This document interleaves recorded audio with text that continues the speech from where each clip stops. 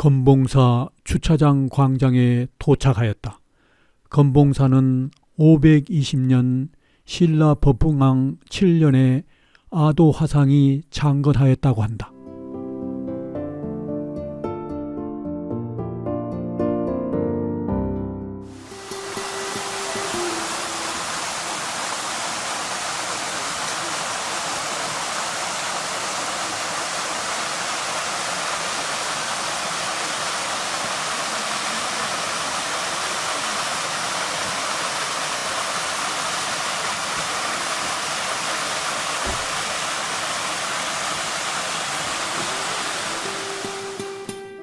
보호수인 팽나무다.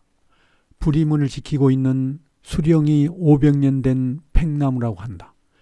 불이문은 1920년에 건립된 봉건사 유일의 출입문이다.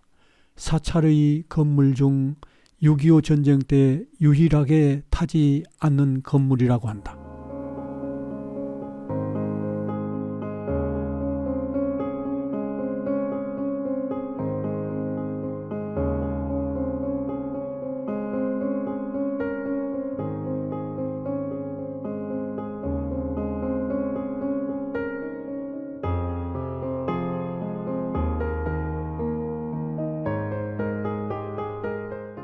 문화해설사의 불이문 기둥 총탄 흔적에 대한 설명이다. 이러한 것들 보이시죠? 이곳이 바로 6.25 전쟁 당시 총탄 자국입니다.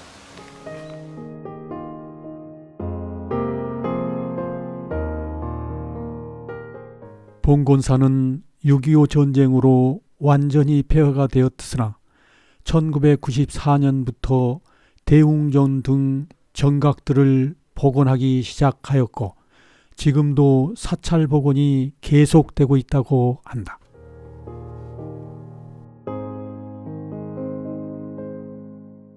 봉황탑에 대한 해설사의 간략한 설명이다. 그래서 봉황탑이라고 합니다. 이 탑을 봉황탑이라고 하는데 나무 아미탑을 바로 이것이 아미타의 본향이다.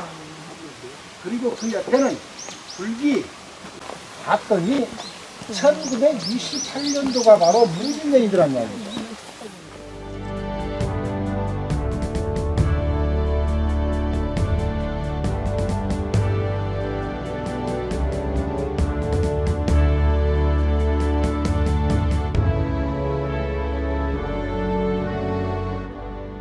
극락전 지역이다. 발굴 조사가 끝나고 복원 공사를 준비 중인 것 같다.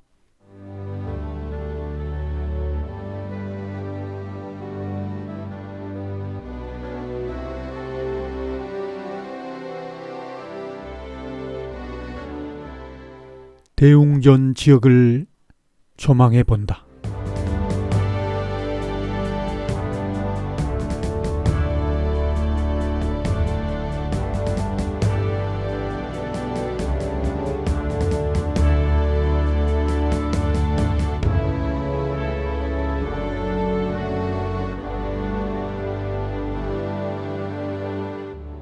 능파교는 대웅전 지역과 극락전 지역을 연결하는 무지개 모양의 다리다.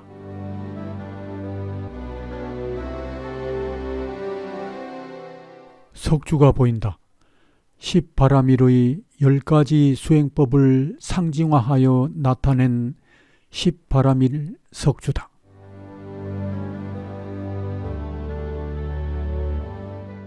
석주 주변의 환경이다. 능파교 건너편은 극락전 구역이다.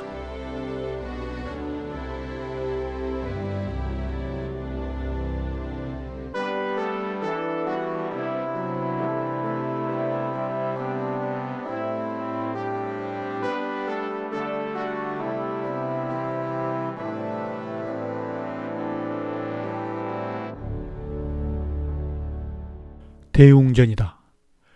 대웅전 앞마당 주변을 살펴본다.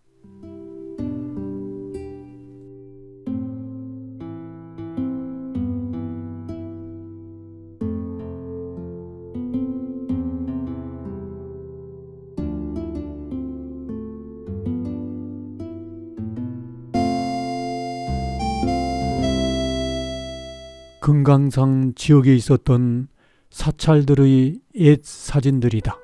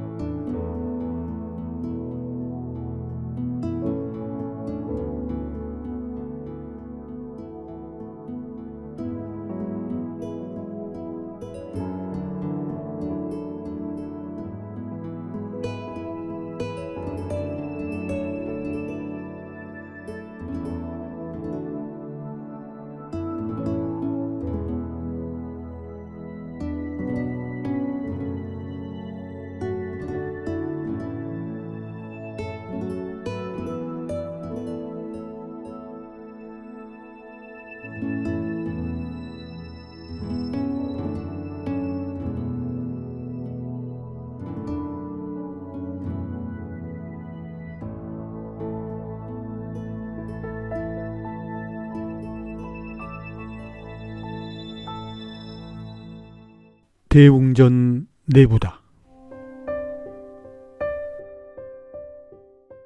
대웅전 앞 사방을 둘러보았다.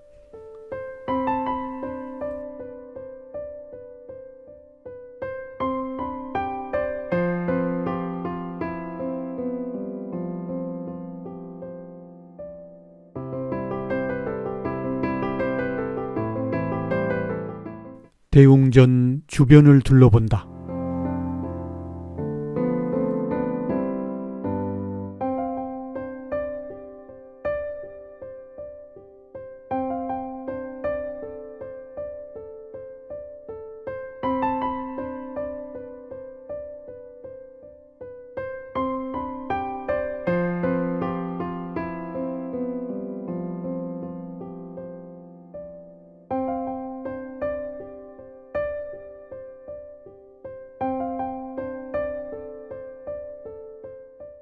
불치사리를 칭견할 수 있는 만일 연불원이다.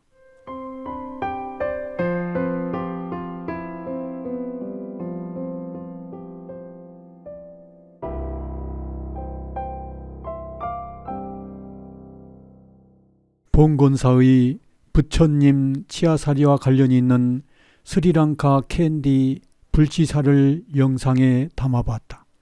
스리랑카는 대통령의 취임연설과 퇴임 때도 부처님 치아사리를 참배한다고 한다.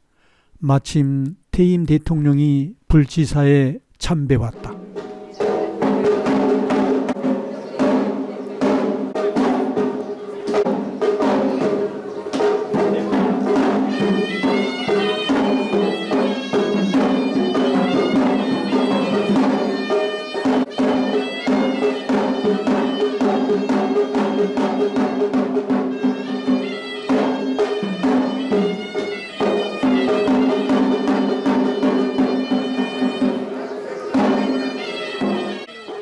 대통령 등 특정인들만 2층으로 출입할 수 있는 출입문이다. 불치가 안치되어 있는 2층으로 올라가 본다. 수많은 사람들이 경건한 마음으로 부처님 사리를 칭견하기 위하여 기다리고 있다.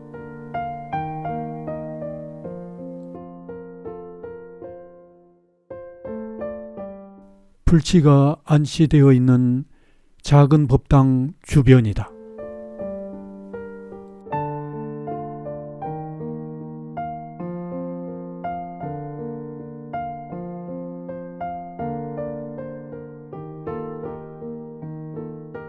작은 법당 뒤편에 불치사리함이 있다. 불치사리는 지정된 시간에만 칭견할 수 있다. 불치사리함의 촬영은 금지되었다.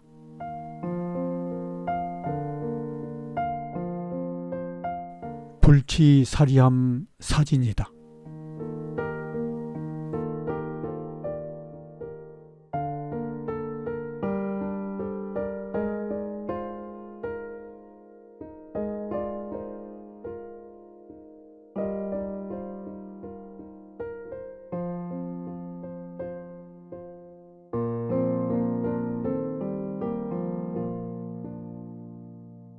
이제 우리나라 건봉사의 정멸보궁으로 가본다. 정멸보궁에는 부처님 치아살이 3과가 봉안되어 있다.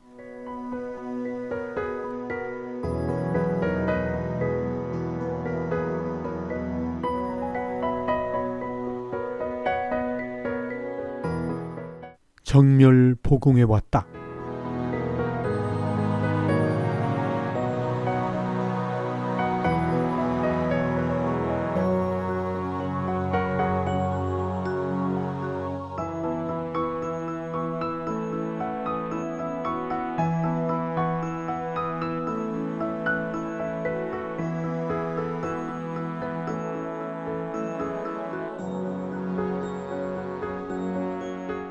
새롭게 조성된 진신사리탑이다.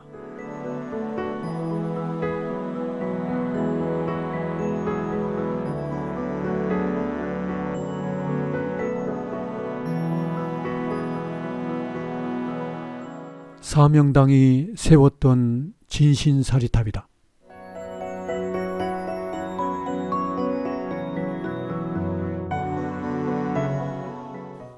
산신각으로 가본다.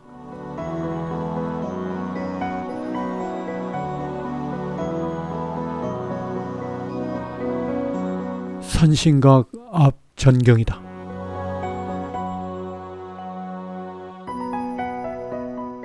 복원하기 위하여 발굴 조사 작업이 한창인 것 같다.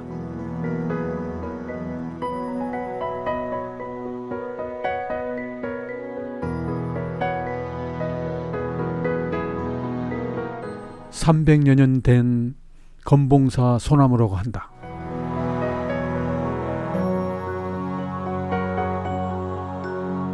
건봉사의 문화 해설사로부터 건봉사에 관한 종합적인 내용의 설명을 들어본다.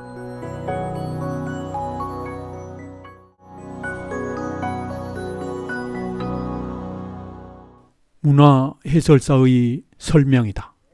EBS 한국경이라는 프로그램에서 여기도 금강이라네 라는 주제를 가지고 남한의 금강산을 다시 재조명을 했습니다. 그래서 남한의 금강산의 시작은 미시령 아시죠? 미시령을 기점으로 해서 설악산과 금강산을 나뉘게 됩니다. 그래서 미시령 정상에 있는 곳이 바로 신선봉이라는 봉우리가 남한의 제1봉이 되겠고요. 그 신선봉 아래는 이제 화암사라는 사찰이 자리 잡고 있습니다. 그리고 신선봉을 지나서 마산봉, 옛날 알프스 스키장 아시죠?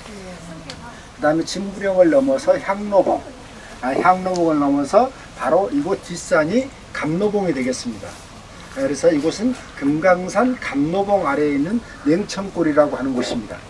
이제 건봉사는 520년도, 그러니까 지금으로부터 정확하게 거의 1500년이 다 돼가죠. 2017년도니까. 그래서 거의 1500년이 된 사찰입니다. 그러니까 아주 고찰 중에서도 가장 으뜸인 고찰이었는데, 이 크나큰 사찰이 때로는 산불로, 때로는 전쟁으로 소실과 복원을 거듭해 오다가 지금 현재 이렇게 머물러 있습니다. 이곳은 6.25 전쟁이 끝나고 나서도 또다시 민간인 출입 통제선에 묶여가지고 민간이 들어올 수가 없었습니다.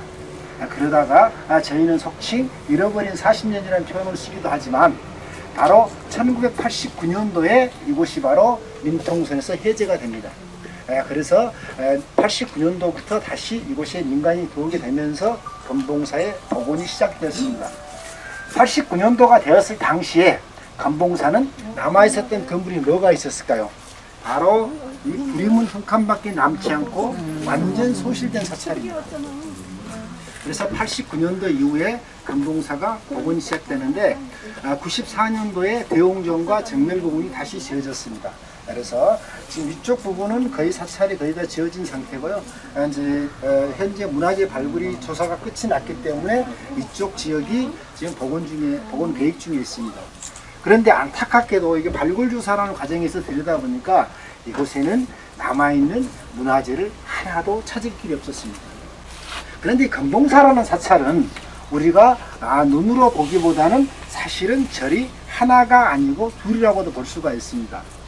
자, 여기는 극락전이라고 적혀 있죠? 자, 그리고 이쪽에는 대웅전이 적혀 있습니다. 그렇다면 이 사찰의 주 부처님이 대웅전에 있는 석가모니 불이었다면 대웅보전이라고 합니다. 보배를 보자가 항상 들어가게 되죠. 그런데 그냥 대웅전. 그럼 극락전에 계시는 아미타불이 주불이었다면 극락보전이라고 합니다. 보배로운 보자가 들어갔다는 것은 그 절에 바로 이제 그 절의 종주를 이제 지향하고 있다고 보시면 되겠습니다.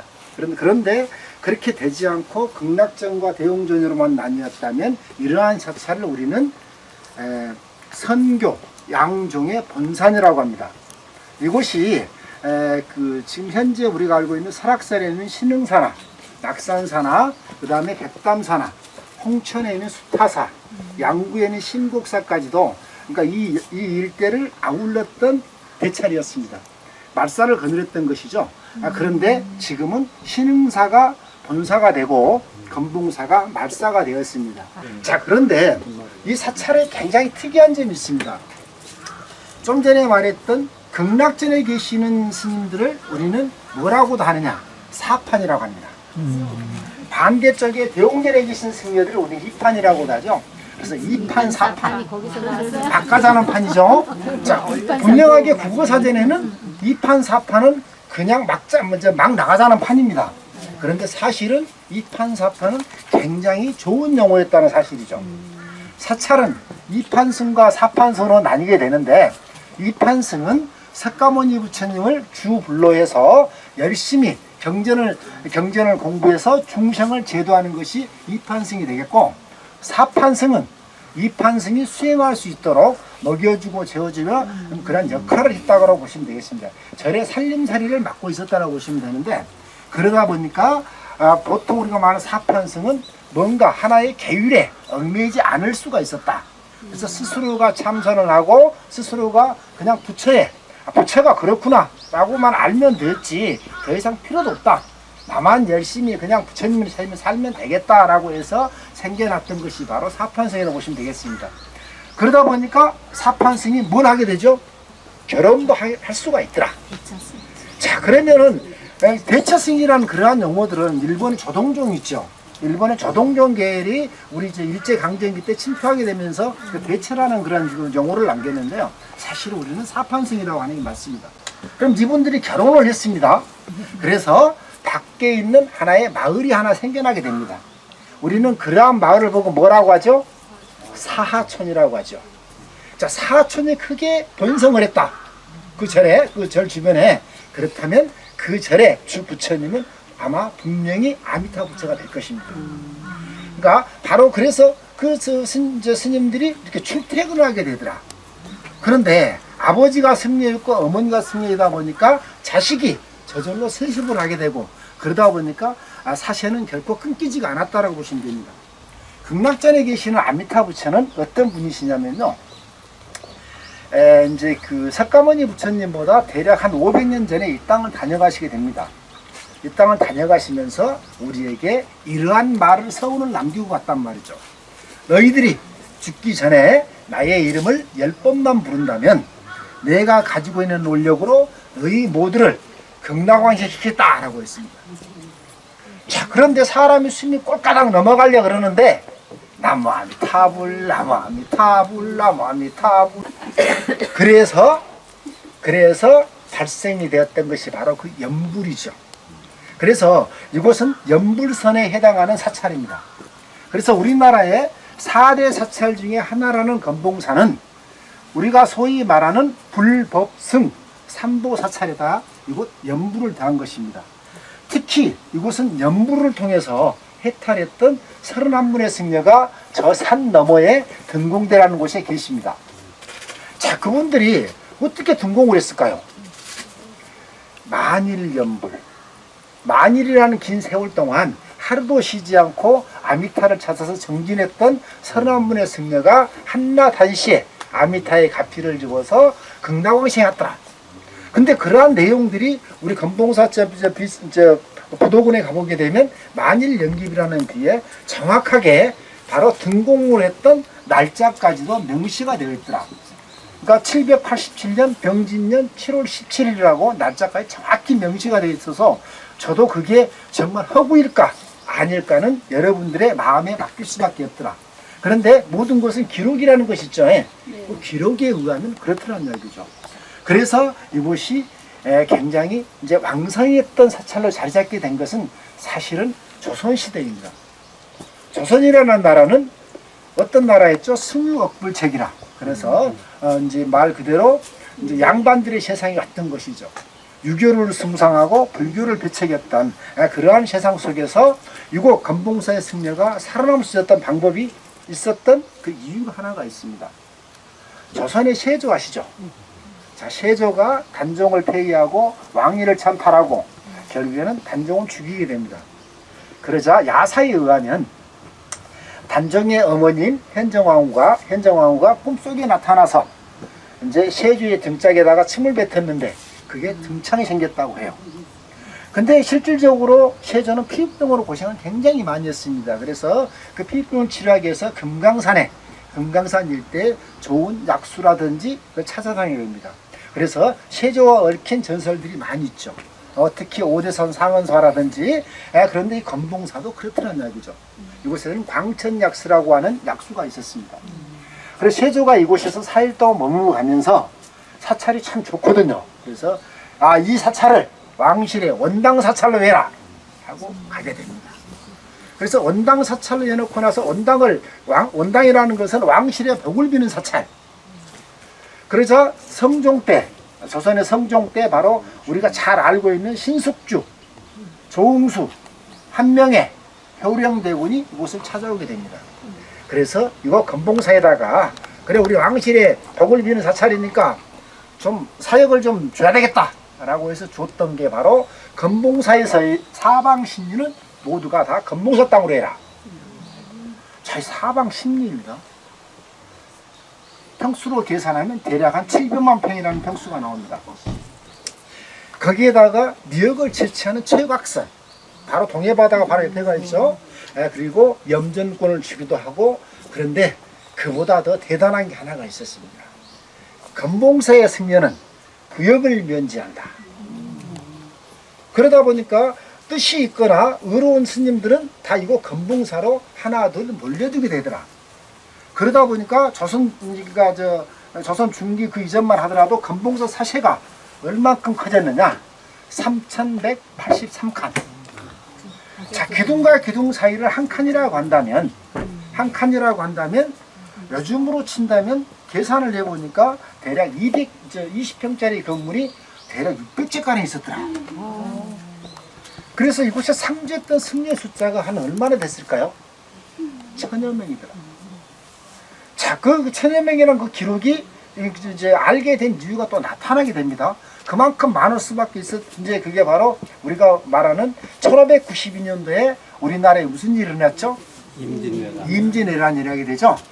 임진왜란이 일어나게 되자 선조는 의주로 몽진을 떠나게 되고 조선이라는 나라는 일본에 의해서 쑥대밭이 되고 말았죠.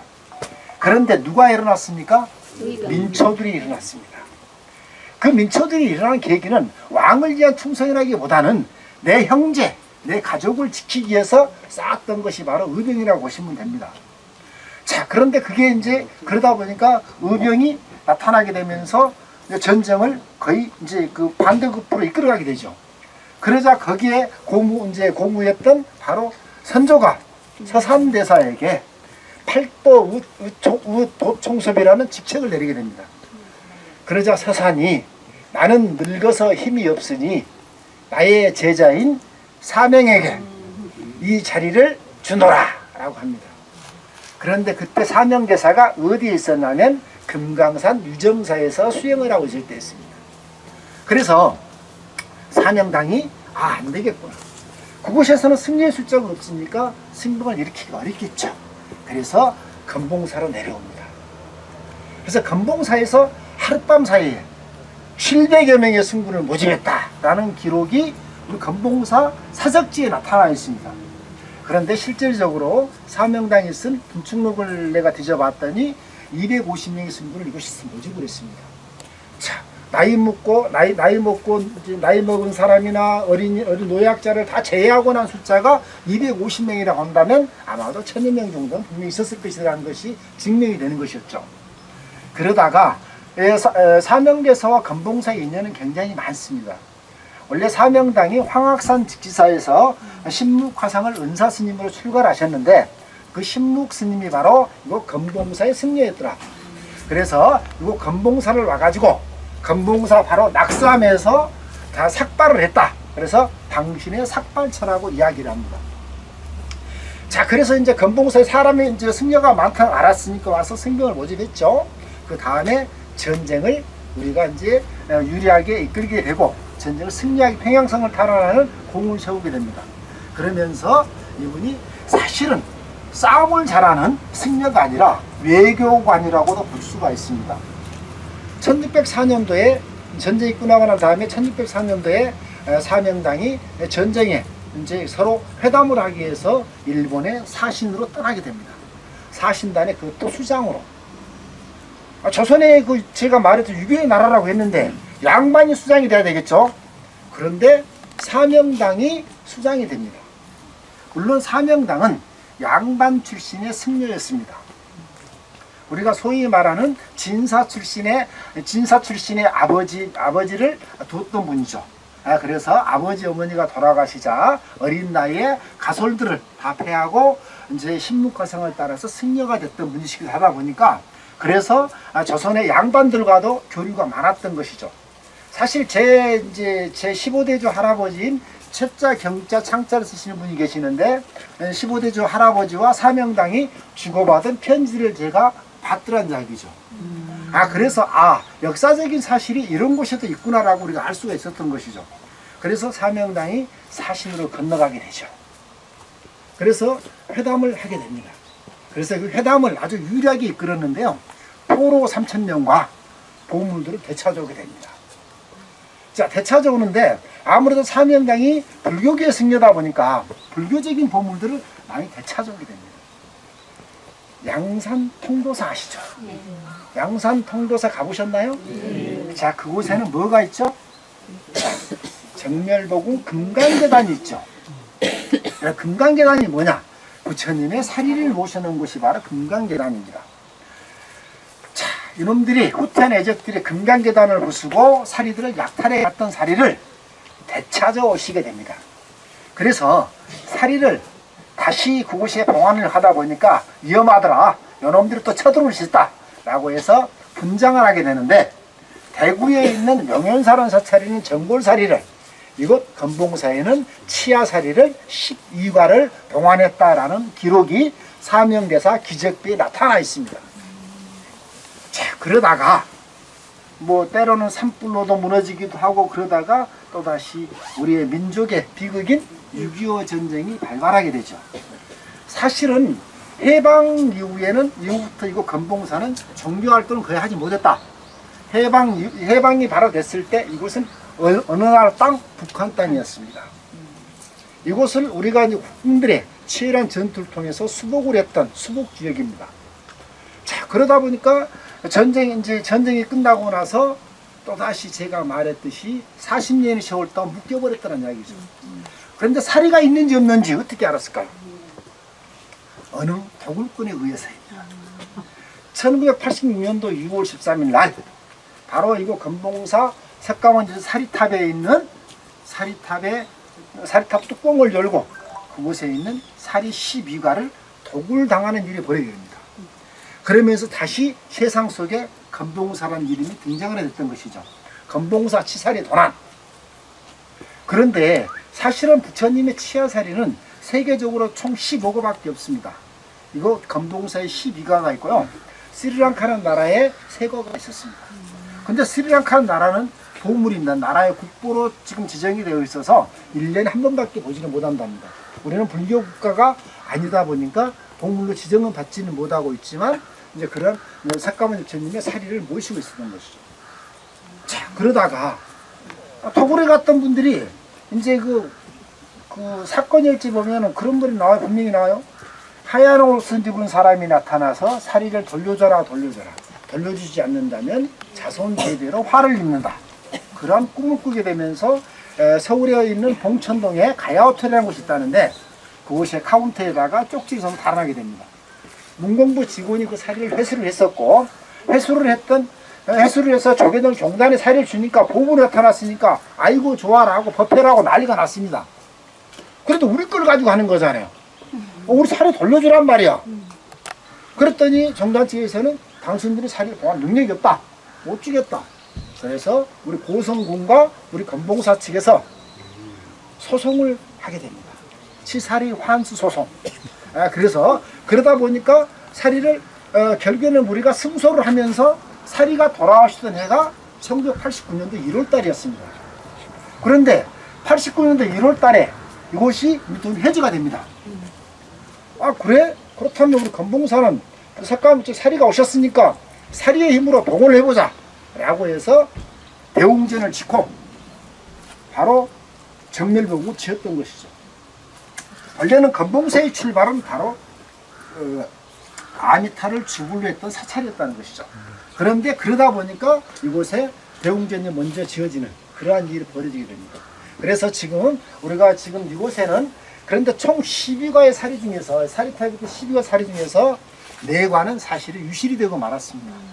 그래서 8과만 다시 이곳에 오셨는데 그래서 3과는 다시 사리탑에 모셨고 5과는 대웅전 바로 옆에 종무소가 있습니다. 그러니까 만일 연불을 했는데 그곳에다가 5과를 직접 눈으로 볼 수 있는 칭견장을 만들었습니다. 그래서 이곳 건봉사는 부처님의 사리의 힘으로 다시 복원이 된 그러한 사찰이기도 합니다. 그래서 어쨌든 건봉사를 찾아와 주신 게 너무 감사드리고요. 이렇듯이 동선을 바로 부리문을 통해서 이렇게 돌아가시게 되면 여기 이곳에는 보물이 1336호인 능파교가 있습니다. 사실은 이 돌다리조차도 보수하는 과정에서 태풍 물사 때 무너지고 말았습니다. 그래서 다시 복원을 해서 복원을 하긴 했는데 옛날의 모습은 찾을 길은 없으나 그래도 우리 남대문이 불났다 그래가지고 보물이 아니듯이 보물이 아니라고 할 수가 없듯이 복원을 다시 했어도 보물로 지정되어 있습니다. 그래서 이렇게 하시면